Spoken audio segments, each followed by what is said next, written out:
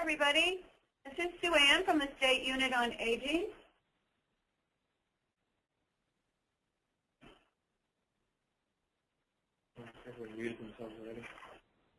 And I want to welcome you to another webinar in our webinar series. This one is, we're going to talk about long-term care insurance. And so I have with me in the room today Kevin Jeffries and Tasha Samples from the Department of Consumer Business Services Insurance Division. But before we get started, I just want to let you guys know that we sent materials out to folks who'd registered toward the end of last week, but we also resent them to everybody again this morning. You should have gotten 2 emails. One email had a PDF of a little booklet called Shopper's Guide to Long-Term Care Insurance, which Kevin will be talking about. And the other email had a copy of the PowerPoint and several, I think 4 handouts.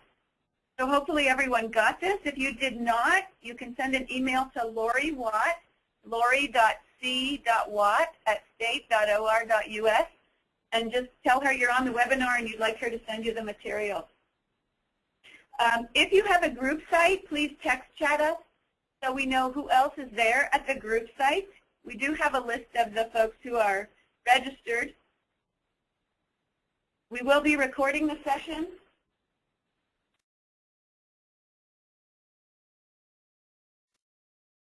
Along with the materials on the SUA website, it'll probably be up by about the middle of next week. We have a whole lot of you today, so we will, as usual, keep you muted. And if you have a question, please text chat. And that's my job here today, is to keep an eye on those questions and let Kevin and Tasha know what they are when they come in. We have this training scheduled for an hour and a half. We're not sure it's going to go the full time. If it looks like it is going to go the full time, we'll give you a quick 5-minute break in between, but they told me that they don't think it will. So we probably won't break. We probably will go right through. I want to let you know that this webinar that I asked Kevin and Tasha to gear this webinar for ADRC staff. So we talked a lot about the options counselor role. We've also talked with them about the INR role. And so while this may be geared more toward options counselors, it's also really good information for those of you who are doing INR and meeting with clients and consumers in any way. I want you to remember that at the end of the webinar, as we close out, you should get an email fairly shortly after we close the webinar with a SurveyMonkey link for you to go in and do the evaluation to let us know how this webinar was in particular, and then also in general how the webinar went so that we can make them better as we go along. So I think that's all the information I have. So I'm going to turn it over to Kevin and Tasha.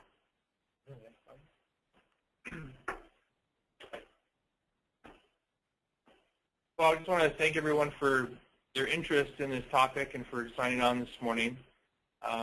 As Sue-Ann said, my name is Kevin Jeffries. I'm the Consumer Liaison for the Oregon Insurance Division, which is part of the Department of Consumer and Business Services. My major role in the division is to do education and outreach and to really just be a voice of the consumers. I represent consumers on the senior policy team for the division. So if you ever have any problems with your insurance or have any questions, you can call me or you can call one of our advocates. But I'm here to help and willing to come out and speak with you or any groups that you have. And that's me. Tasha? My name is Tasha Sample, and I am a forms analyst with the Oregon Insurance Division. I work with the Race and Forms Unit, and we are in charge of reviewing all the contracts for all types of policies that come in. That includes long-term care insurance, Medicare supplement policies, major medical policies, everything. So I look at the contract before it goes out to the public. And there's just one quick question before we get started. Some folks are asking if you guys will get continuing education credit for this webinar. And in terms of your AIRS recertification, most of these webinars and our net links and options counseling training, all those kinds of classes have usually been accepted by the AIRS for recertification. So just keep track of the date and time and the topics covered. And in terms of that continuing education for the heirs recertification, it should be fine. And if you're an agent hoping to get continuing education, no. We would have had to get this approved through a licensing beforehand, and we have not done that. Maybe next time. Okay, next slide. Okay, so today's webinar is going to be pretty all-inclusive. We're really going to dig into a lot of the different parts of long-term care insurance and options to long-term care insurance. So we've broken it up into 6 modules, and I don't want you to be intimidated by the depth that we're going to be covering. This is really just to give you an introduction to long-term care insurance. I found that if you hear it once, it's great, and you'll be able to recall it later on as issues come up, or at least you'll remember where to go to get the information. But we really wanted to just give you a real good coverage of long-term care insurance so that you can begin to become familiar with this product. We wholly sympathize and recognize that this is a very complicated product, which is why it's important that we talk about it today, especially given that the individuals that you work with on a regular basis may have questions about long-term care insurance and just their long-term care planning, and this is a very important part of that planning and something to be considered.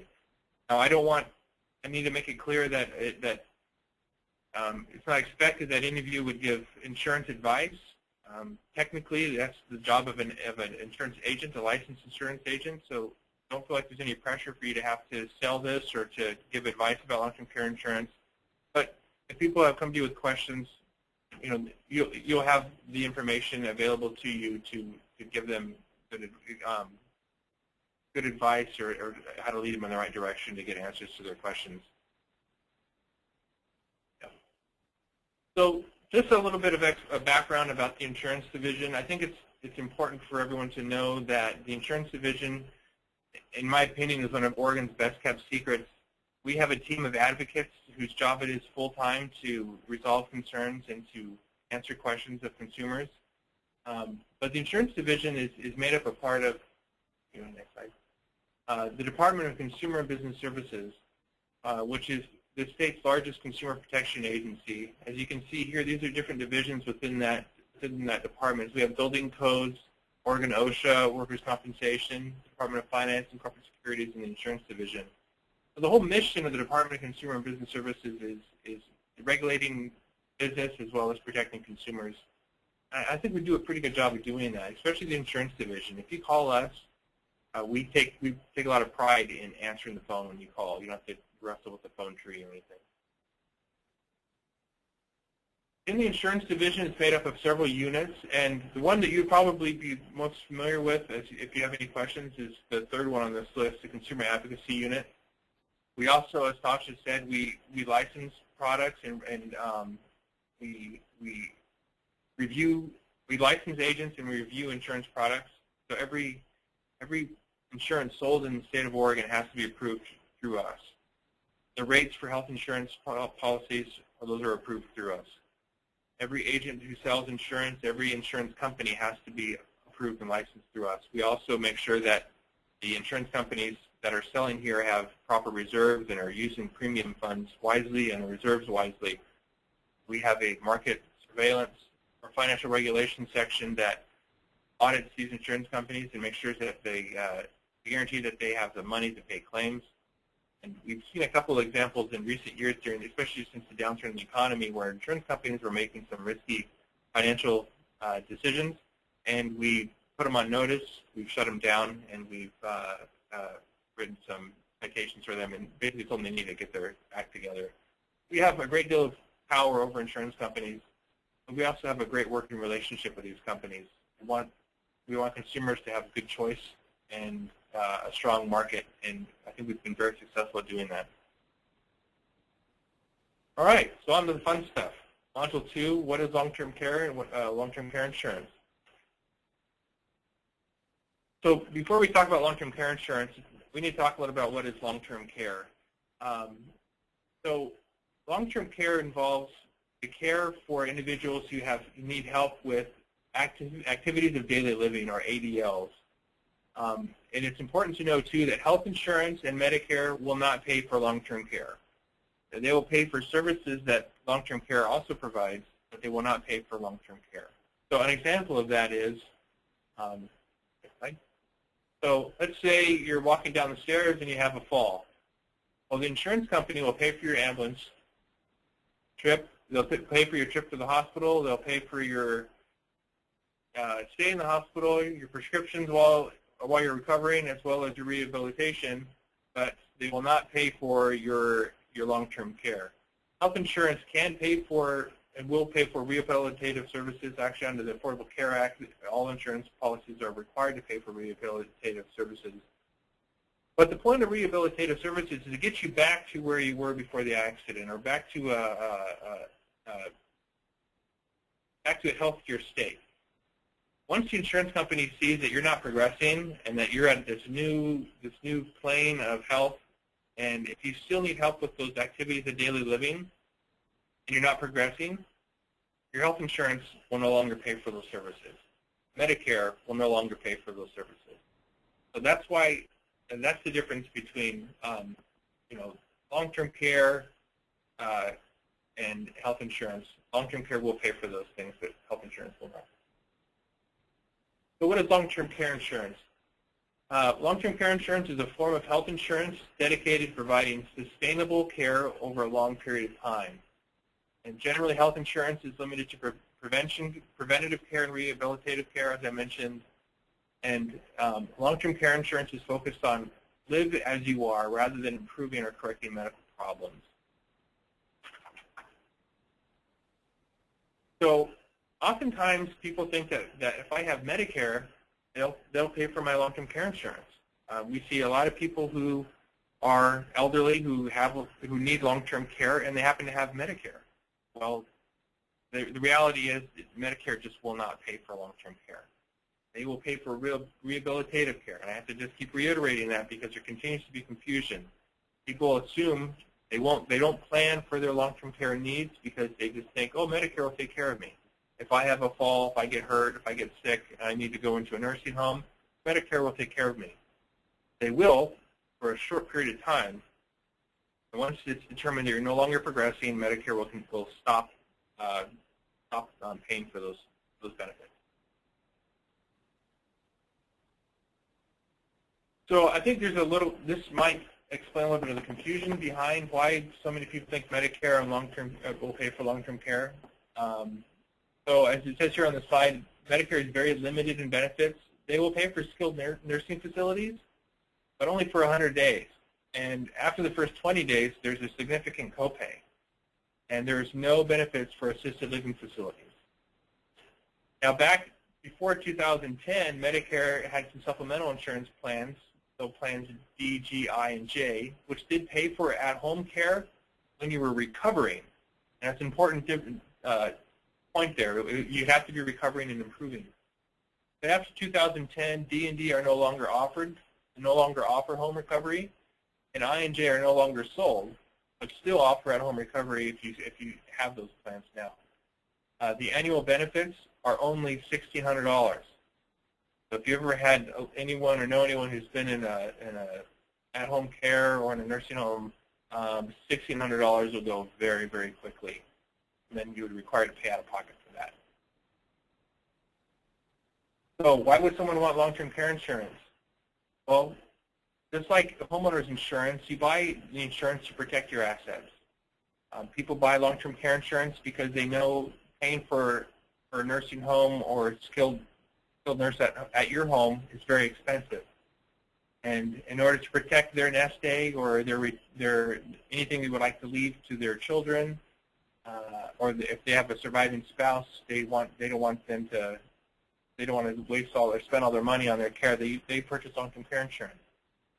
And we know statistically that at least 70% of people over age 65 will receive some form of long-term care in their life.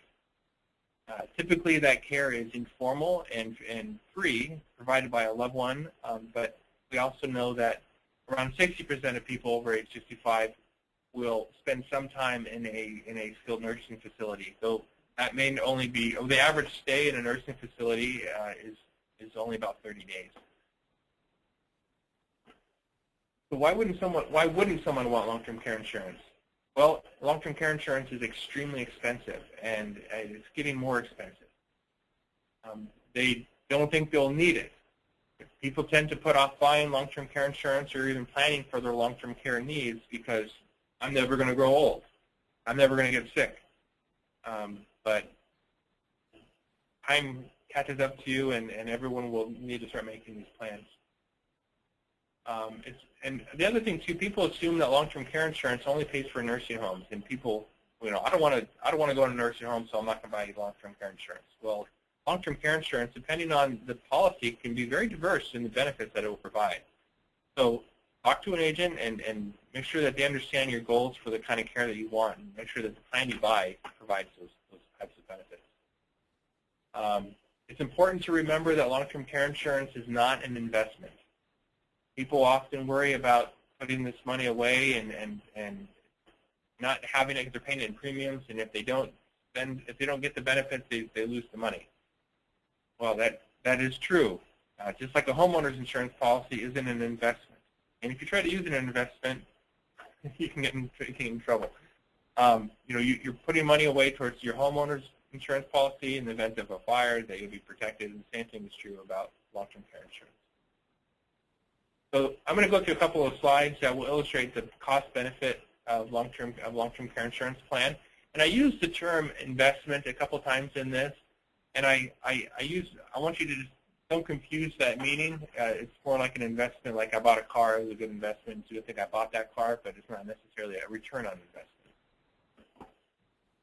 So we know in Oregon, about 6% of Oregonians over the age of 45 have a long-term care insurance policy, and these are the 6% right here. And we're going to talk about Mr. Smith and in this scenario.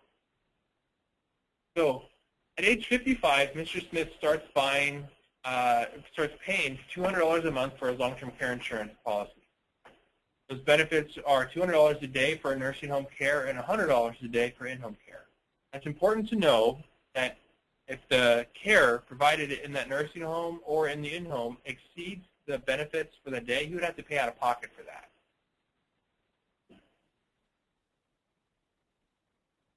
So the first scenario, let's say Mr. Smith dies at age 65 or 75 or 85, having used 3 months of Medicare covered skilled nursing home care and hospice. So at age 65, he would have paid, sorry, I need to look at this right here. Okay, just want to make sure I'm not missing it. Okay, so he dies at age 65 having used 3 months of Medicare covered skilled nursing home care and hospice, which means his long-term care insurance policy was never used. So at age 65, he would have paid $24,000 in premiums.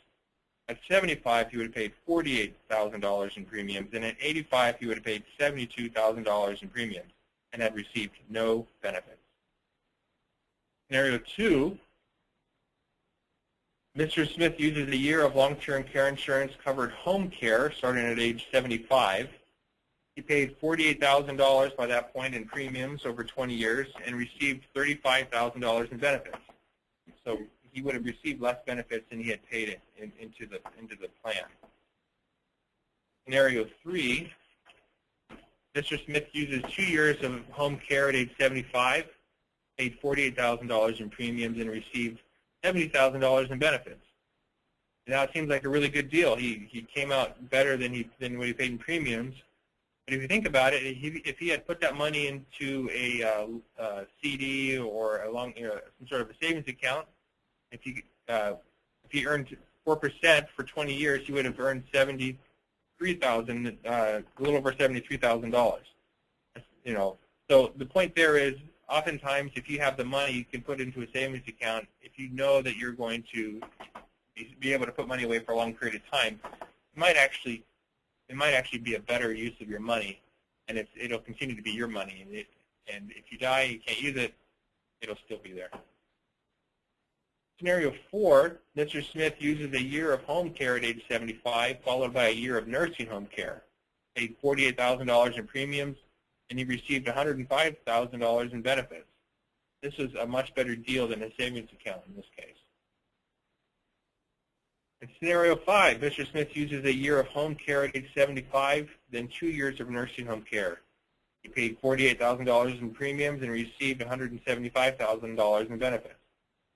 So Mr. Smith's long-term care policy in this case was a quote-unquote good investment. And scenario 6, Mr. Smith uses a year of home care at age 85, followed by a year of nursing home care. In this case, he would have paid $72,000 in premiums over 30 years and received $105 in benefits. Again, if you put that money away in an investment in the savings account at 4%, he would have earned $139,000.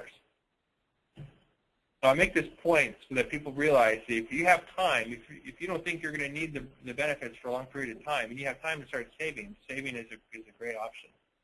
Mr. Smith uses a year of home care in scenario 7 at age 85, and 2 years of nursing home care. He paid $72,000 in premiums and received $175,000 in benefits. Now this would have paid slightly better than a savings account. In scenario 8, Mr. Smith uses 3 years of nursing home care at age 85. Again, he paid $75,000 in premiums and received $210 in benefits. Now, in this case, again, the long-term care insurance policy would have done better than a savings account. So the bottom line here is that long-term care insurance is a safety net, not an investment. Yes, premiums are high, but the cost of care is extremely high as well. And paying out of pocket is actually risky. So the illustration that I showed, he had hindsight as we're looking through this scenario. Had he put his money into a savings account, then he would have been okay. But what happens if you get in an accident before you can really accrue a whole lot of savings? And so in that case, you could have the long-term care insurance would have definitely paid off. So module 3, I want to talk a little bit about long-term care qualified partnership program. This is a certain type of long-term care that is sold in Oregon. In many states, they have these partnership plans, and it's a partnership between the states and insurance companies.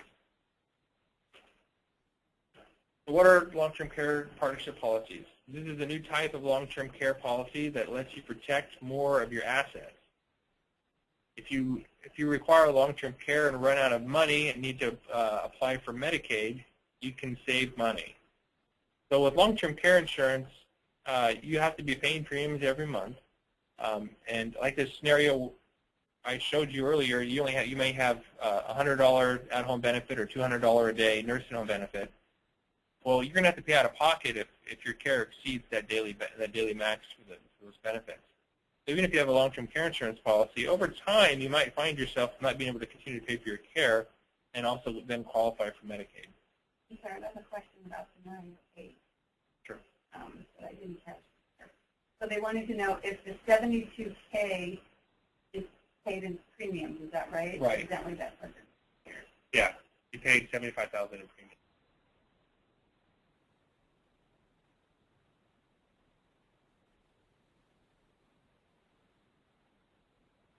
Yeah. Okay.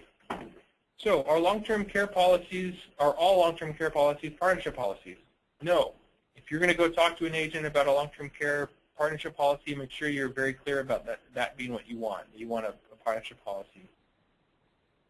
So, for example, policies purchased at certain ages must offer some inflation protection so that the amount of your policy increases over time as the cost of care grows.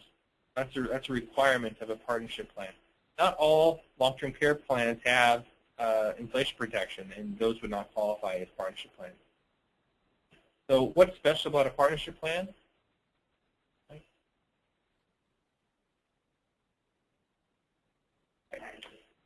What's really cool about these partnership plans is that each dollar the policy pays for your care, it's a dollar that the state can't later claim from your estate if you qualify for Medicaid. Those of you, some of you know or may not know, but if you end up receiving Medicaid benefits to pay for your long-term care, the state, once you've died, the state will go to your estate to recoup the costs that they put in towards your care. So that includes your home, your vehicle, any money you may have in your savings account, and there's very few things that would not be able to be taken to recoup those costs. Now, I said your home and all those other. If you have somebody living in your home, if you have a surviving spouse, they would not be able to take the home until that spouse has also passed or the home was sold.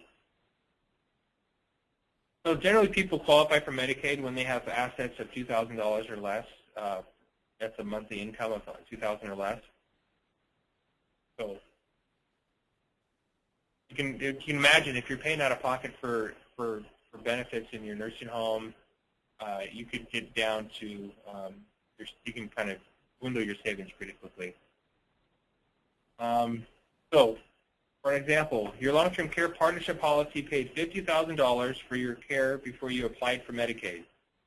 As a result, you would get to keep both $2,000 and $50,000 and still be eligible for Medicaid. This is a pretty sweet deal because most people would have to dwindle their savings all the way down to $2,000 in order to qualify for Medicaid. So again, if once you died, Medicaid would collect $50,000 less from your estate if that amount is still in your estate when you die. So does the status of a policy change over time? And this is a really important slide because policies, the cost of these policies change over time, and people are often faced with the choices of, do I cancel my policy? Do I make changes to my policy?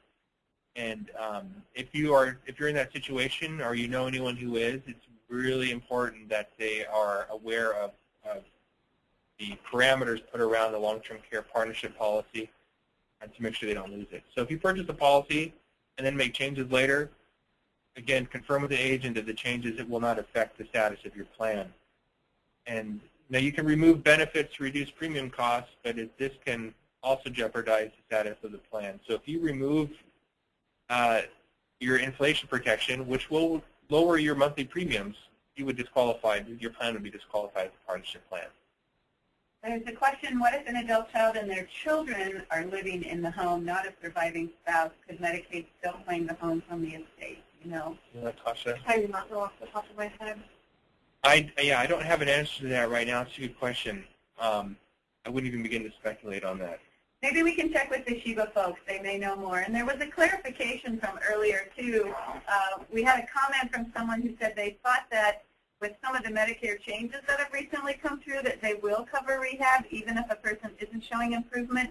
So we'll be checking with the Sheba folks just to double check that and make sure, and we'll get an email out to everybody with this question and the other one. Yeah, well, in the slide it said they will pay for 100 days of care once you're no longer improving, but after 20 days you're paying out of pocket, you're paying a copay.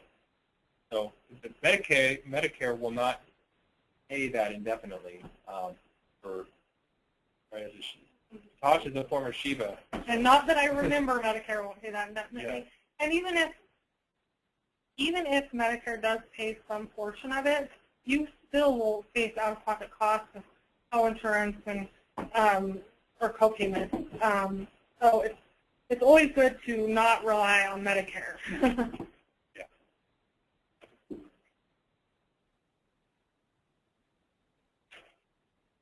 Okay, how do I make sure you get a partnership plan? Let your insurance agent know that's what you're looking for. Your insurance company will provide a written verification that your policy is a partnership policy.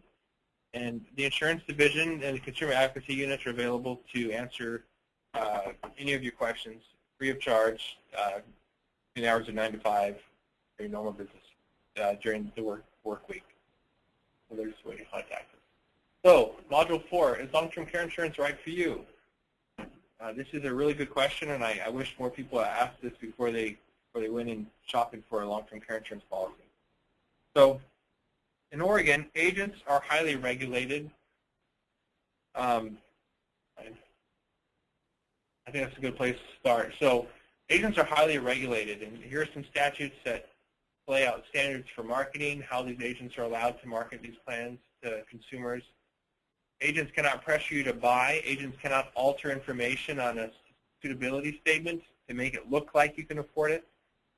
We saw that during the mortgage crisis where people were kind of playing with the numbers in order to make people seem like they could qualify for a loan.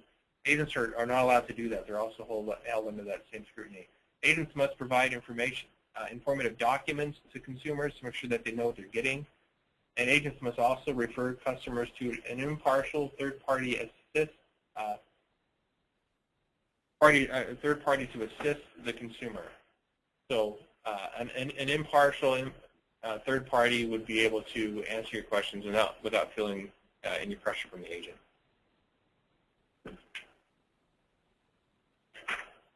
So agents are also required to provide a couple of documents: the long-term care insurance, things you should know, long-term care insurance personal worksheet, long-term care insurance suitability letter, and contact information for a senior insurance counseling program.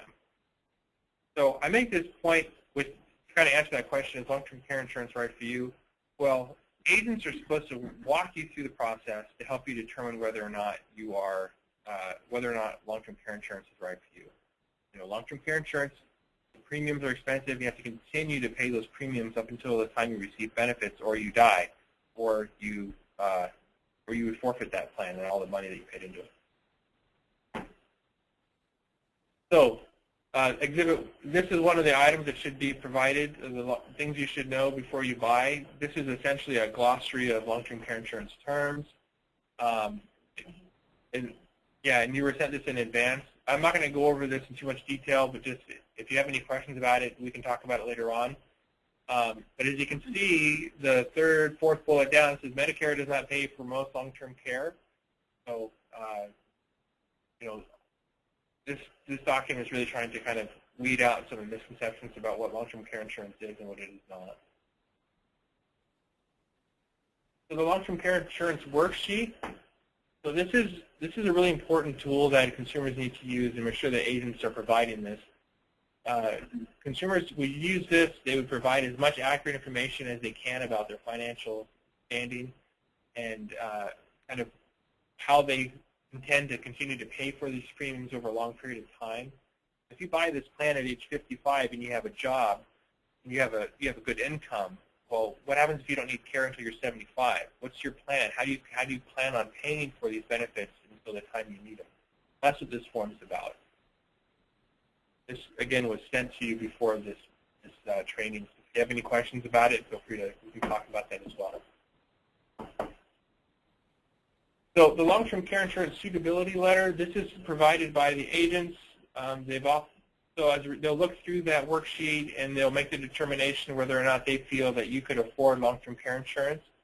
There's also a section in here where, you know, you can kind of waive your right for of refusal, and the agents could take that back to their companies and say, look, this person really wants this plan, even though on paper it looks like they really can't afford it.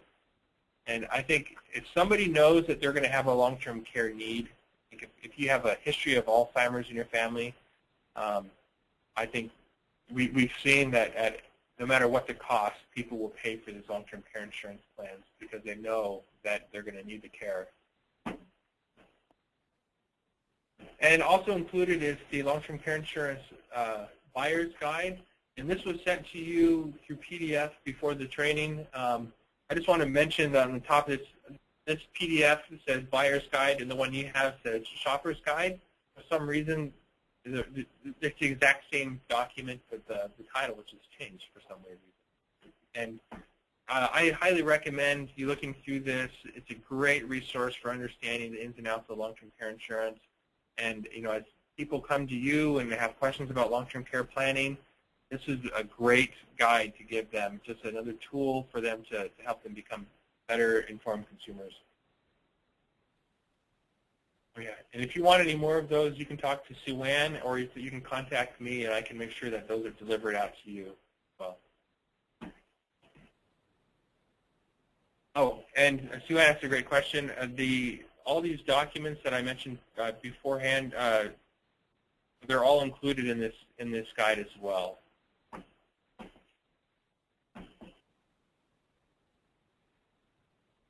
I also want to make a pitch for this. This is a terrific book. I bought this book about almost 2 years ago. It's Long-Term Care, How to Pay for It. This is a really great book. This isn't just talking about long-term care insurance, but it's all about long-term care needs. And it goes over veterans benefits, Medicare, Medicaid, how to set up a will and everything. It's just a terrific book. So I found it to be very informative and impartial, and he points you to direct into talking to state agencies and gives you great contact information as well.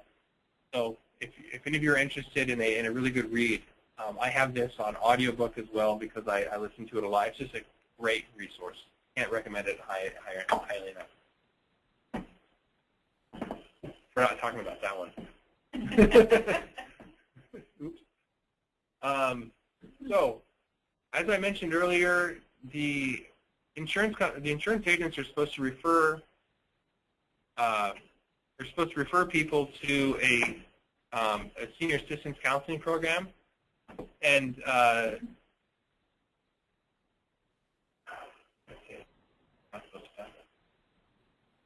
so if anyone were to contact you, I want you to be able to provide useful information to those people.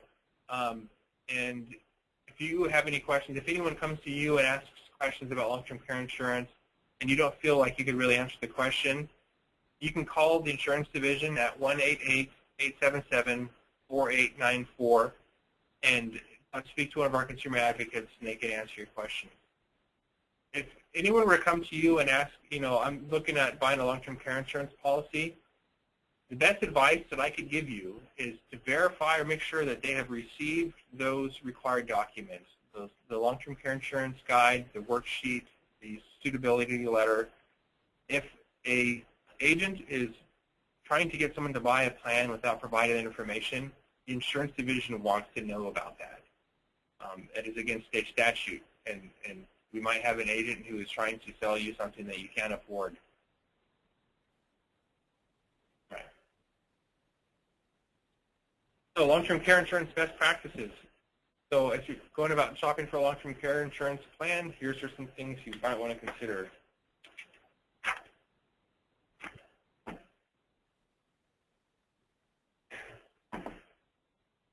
A good rule of thumb is if a long-term care insurance premium will exceed 5% of your income, it's too expensive.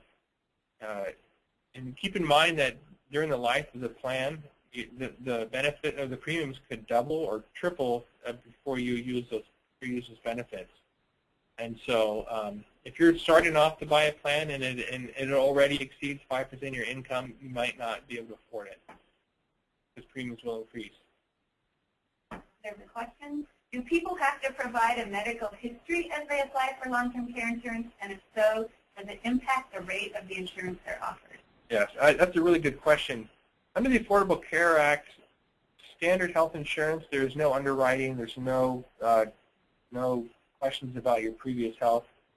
Long-term care insurance, on the other hand, still require a underwriting, still require a medical history. If you have, actually, many plans will actually do a cognitive test to see if you have dementia. If you do, you won't get a plan. If you have osteoporosis, it probably won't insure you.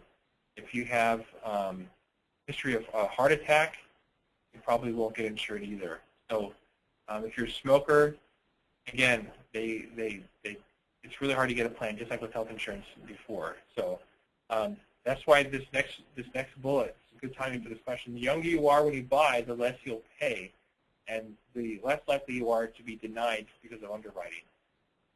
The downside, though, is if you start paying for a long-term care insurance plan when you're 45, you could be paying a long time before you need the benefit.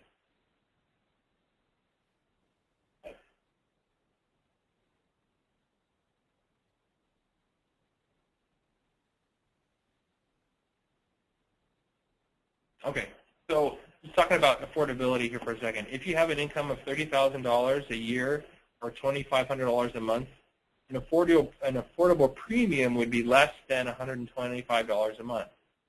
Now, we just pulled these numbers. These are really, really current out of the last rate requests from insurance companies. The average monthly premium for a long-term care plan for someone of the age of 65 is $280. The average plan is unaffordable for someone age 65. The average premium for someone age 45 to 54 is $80 a month, and 55 to 65 is $120. Now, from 55 to 65, the closer you get to 65, the more expensive it'll be, but the average price is about $120. So really the best time to buy is between the age of 55 and 65. And you just hope that you don't have any health problems that will prevent you from being able to purchase the plan. Now this next slide, I wanted to show this to you so you can kind of get a sense for where Oregonians are. And this is actually taken from the U.S. Census. But the average income of someone the age 55 is $29,000. This is the annual income. That's the average. The median income is $18,000. So you look at, okay, if we're going to use that rule of 5%, 5% of the average income is a little over $1,400. That's the most you'd be able to really pay for a long-term care insurance premium. But the median income is $18,000, and the rule of 5% applied to them is $910. So well below the average annual premium. So the bottom line here is long-term care insurance is very expensive, and most Oregonians can't afford it. And if you can't afford it, you probably can afford to save money and pay out of pocket. Again, there are significant risks involved in that. Natasha will be talking about other options as well for these plans. So what do you do if your premiums go up? This is a common question, and you may get these questions. So you can reduce your lifetime limit. We know a lot of people will buy like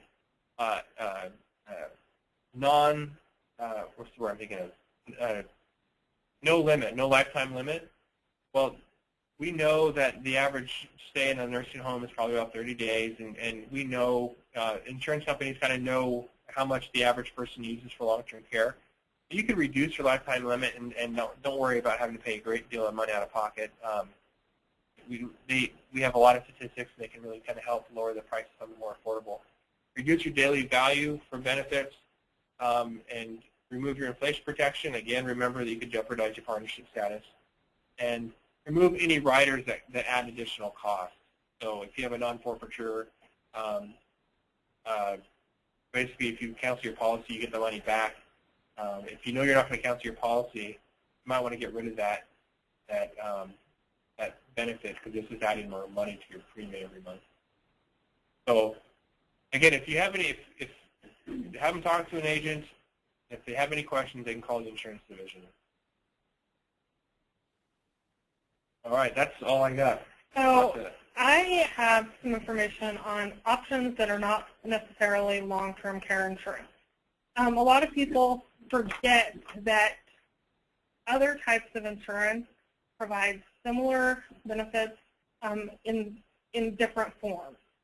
And the first one I really want to talk about is a long-term care endorsement or rider. And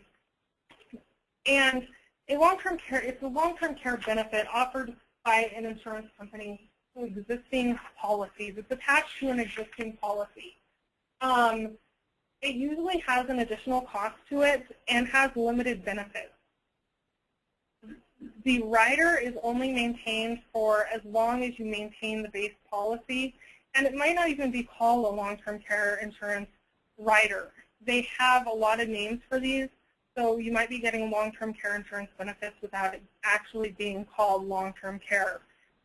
If they do call it long-term care, the rates and forms staff require that they meet certain statutory requirements for the benefits they're offering, so that we know that the consumers are protected, and a company isn't offering a policy that's a long-term care benefit. It doesn't meet our requirements for long-term care. If you decide to go with a long-term care rider, there are a couple things you want to consider. And the biggest is, will you be keeping the base policy long enough to use the rider benefits? And this question is really important, because if you are insured because you're working somewhere and you decide you're going to leave that job, and that's how, and the rider to the insurance is based on your employment with that employer, paying into the rider isn't going to be a big help to you later on. You also want to know what restrictions there are on the rider. Are there any maximum benefits that you will have to deal with? Or does it require confinement in a certain type of facility? Are there total, what are the total benefits you're going to be looking at? And what's the total cost? So if you're going to be looking at a $15 a month addition to premium, but you're not eventually going to get your money's worth, that's really something you need to think about before you purchase a rider to a policy. And because these benefits are really all over the board, you really want to look at the rider before you sign your name on the dotted line. Another option is with life insurance, and many people forget that life insurance is a good alternative way to pay for some long-term care needs. Next slide.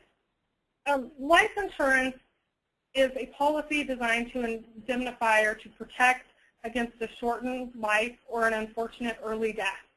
It provides a payment to a named beneficiary or the policyholder's estate. And many life insurance policies have medical underwriting, just like with long-term care insurance. There are a variety of proceed amounts, and sometimes they're offered by associations or credit unions, so you wouldn't have to go through the underwriting. Usually if they're offered by associations, they're going to be in smaller face amounts, so it would be less life insurance later on.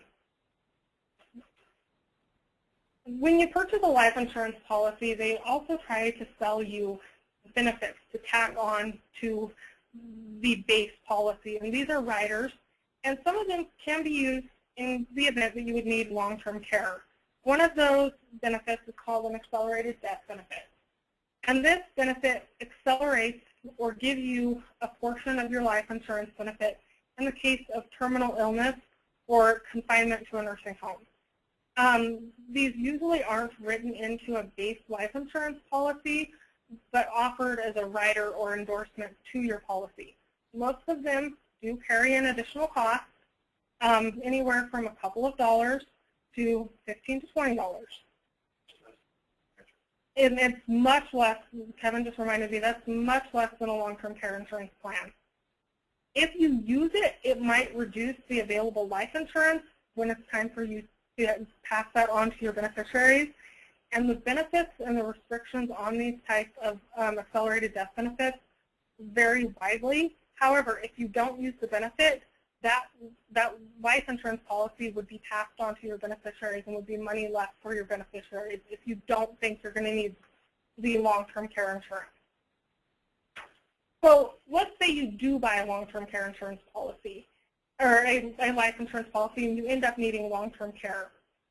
There are programs out there called Life Care Funding and the LifeLine program, and these are companies that purchase your life insurance policy for part of the face value. So if it's a $50,000 life insurance policy, they might purchase it for $25,000. The death proceeds that would be part of the life insurance policy are then paid to the purchasing company rather than your heirs or to your estate, and you get the $25,000 to put toward long-term care needs. The amounts that the Life Care Funding and the LifeLine program pay vary widely based on a number of factors, and sometimes they have age limits that apply to these. So you might get to where you need it, and you might have hit or exceeded the age limit. The next option is a Viatical Settlement, and it's similar to Life Care Funding or the LifeLine program, but it requires that a policyholder be terminally ill to use it. The amount received is based on a percentage based on life expectancy, and once again, the heirs would not receive the death benefit. It would be the company that would be providing the Viatical Settlement.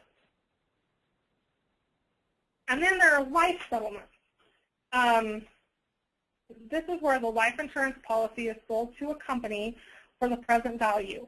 And with life settlements, a lot of times the money doesn't actually have to be used on long-term care expenses.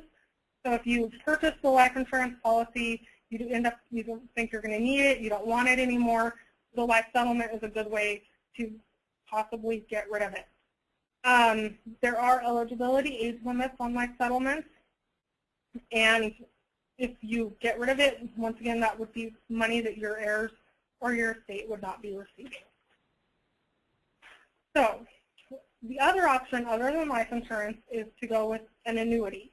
And much like life insurance products, annuities can be used to fund long-term care insurance.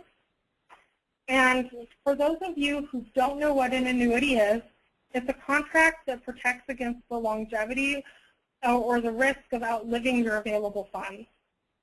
There are a variety of options available, and some provide income to beneficiaries after death. So if you purchase an annuity and you don't use all of it, sometimes that money, depending on the type of annuity you purchase, can be passed on to your beneficiaries. There are many types of annuities. There are fixed annuities, which means that they're based on an available interest rate that is stated in the contract. They can be indexed annuities, which means they are based on the stock market or on certain stocks, but not actually invested in the stock market. And then there are variable annuities that are invested in the stock market. There are immediate annuities, which give you your money within about a year. And there are deferred annuities, which the company holds onto that money for a very long time until you're ready to start having it pay out. Then you can either pay a single premium or you can pay multiple premiums. Annuities are protected by state and federal law and carry huge tax implications. And they can limit access to money through a number of means, including surrender charges, or if you take the money out before you're a certain age, there are tax penalties that you would have to deal with.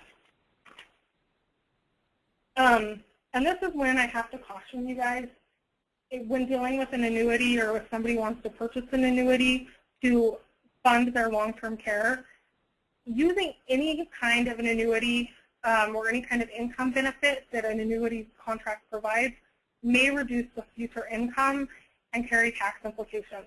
And once the money of an annuity contract has been depleted, the obligation of the company to provide any benefits will be fulfilled. So you wouldn't have any money in case you needed it later on. So that carries a huge risk. And if you decide, or if somebody you know is deciding to purchase an annuity, you really want to encourage them to speak with a tax consultant and or a legal professional, because the benefits of annuity contracts differ so greatly. It is important to know all of the benefits, all of the tax implications, and the limitations of the contract before it's purchased. They're very, very big types of contracts and huge purchases. I'm thinking about the age. Make sure they're not buying when they're 80 years old, like just a treaty rate.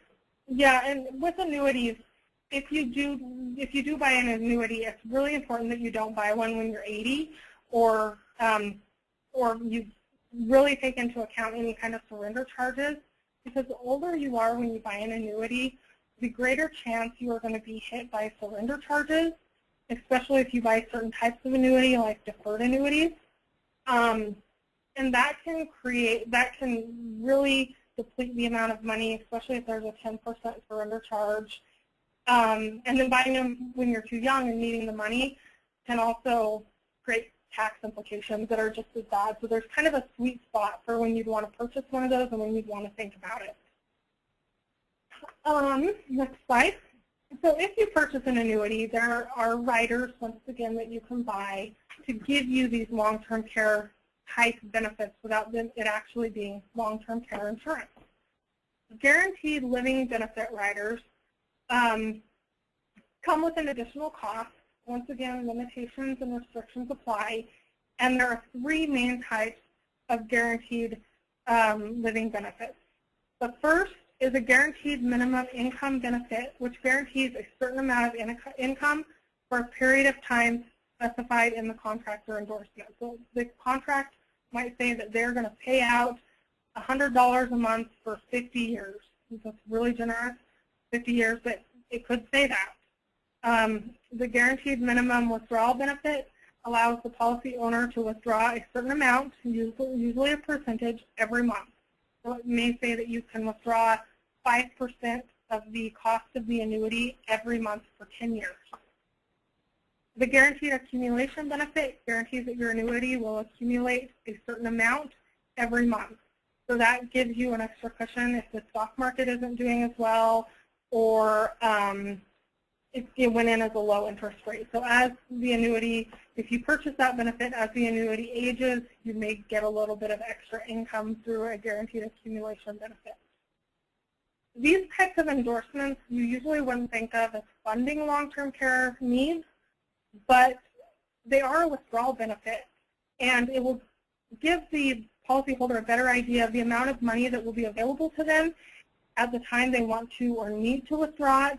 And if they purchase a guaranteed minimum withdrawal benefit, they can withdraw a certain amount to cover those long-term care expenses. And those amounts are very different based on every annuity contract at every company. So it's really important that you check into the type of benefit and the contract you purchase before you purchase it.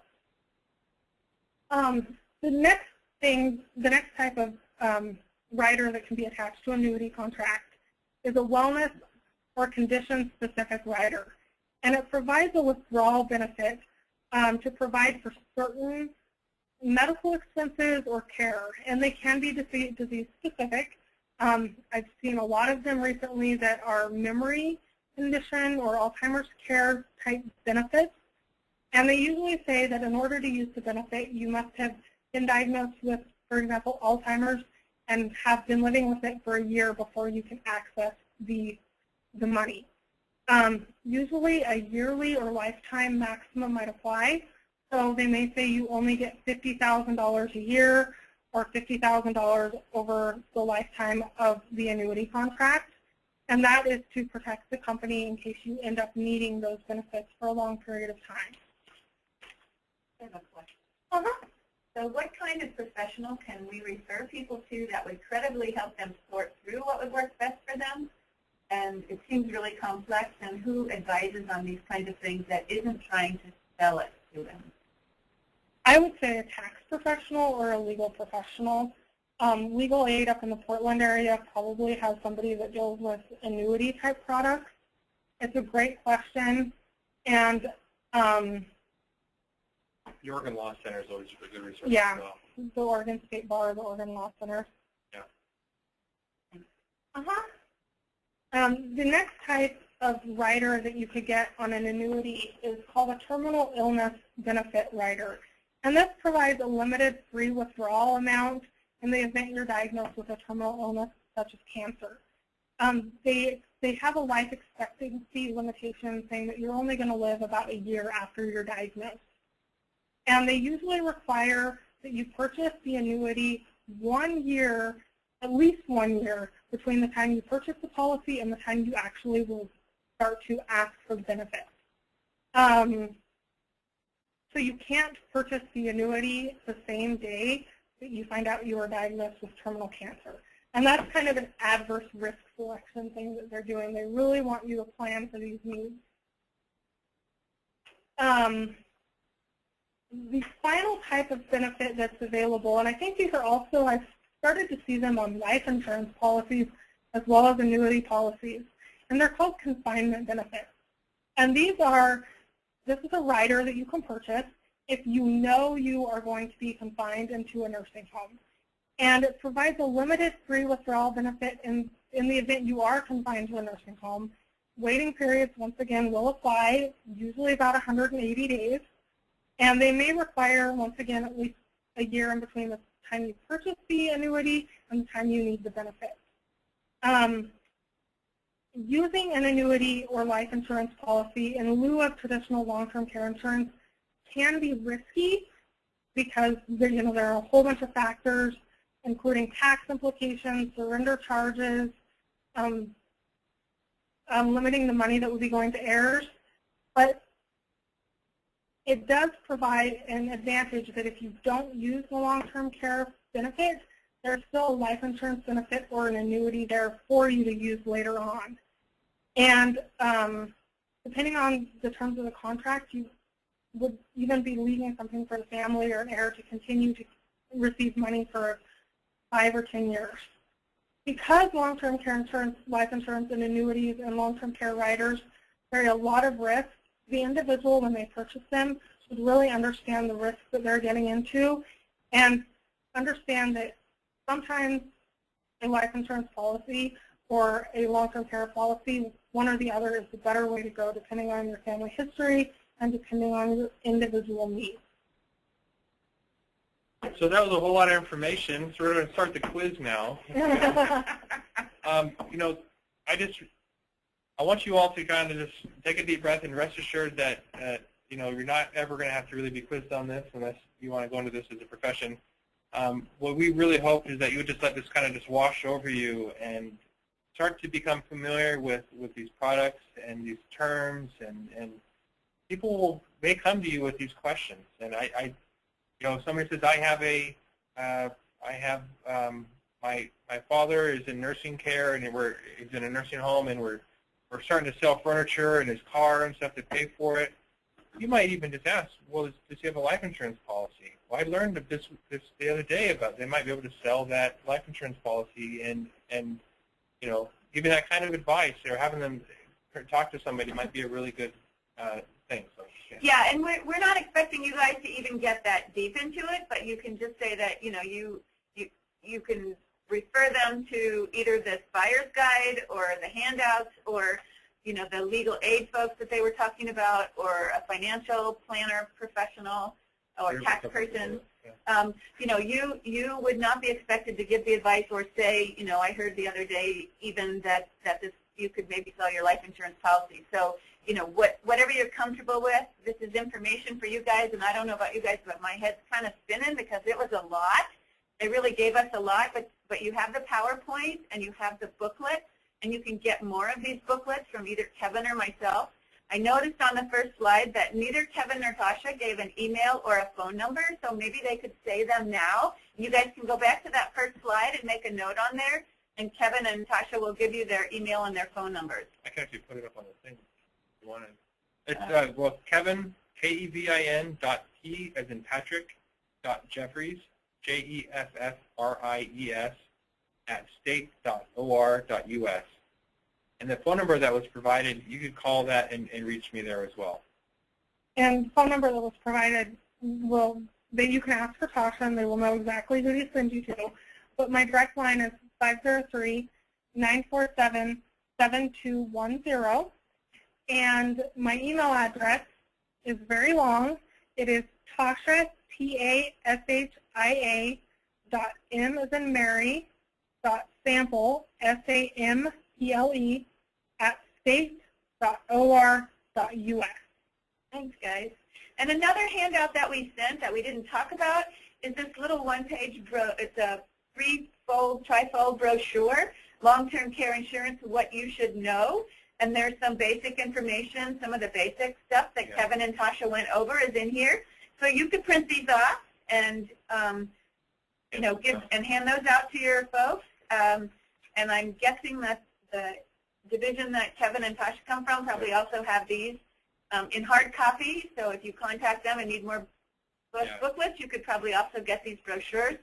And then you would have them to give to folks.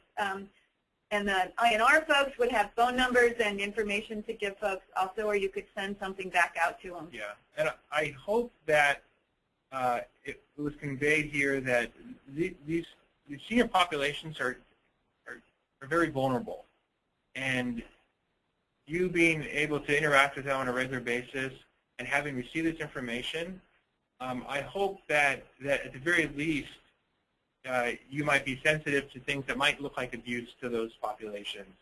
If it looks like they might be buying something or being sold something, and your gut just tells you, you know what, I feel like they might be pressured, refer them to the insurance division. And, you know, we're hoping as having those partners out in the state like you are, that you kind of provide some sort of a watchful eye to help us protect these consumers. Great. We're going to leave the webinar open for a few minutes in case you guys have questions. We had some great questions already, and I think we'll do a little FAQ page and post it along with the materials on the website. Those things should be posted probably by the end of next week.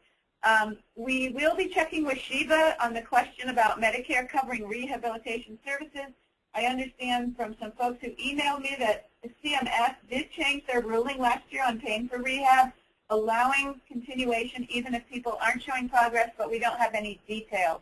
So we will be checking with Sheba and getting some answers on that. And the other one about the adult, child, and children living in the home and whether Medicaid can still claim the home for the estate. So I want to remind you as you leave that as we close the webinar, we will be sending you an evaluation, a link. An email will come from Lori Watt with a link to a SurveyMonkey. It really helps us a lot if you let us know how you felt about the webinar, whether we gave you too much or not enough, or kind of it was a Goldilocks. It wasn't enough, it was too much, it was just right. Let us know if there were any technical issues for you, how is the volume, all those kinds of things. And we really appreciate you joining in with us. We have a couple webinars scheduled in May. Early May, on May 7th, will be an OPI Basics webinar for those of you who want to know more about OPI. And later in May, we'll be doing a nutrition one having to do with sodium. And that'll be toward the end of May. So I'll get those out to everybody.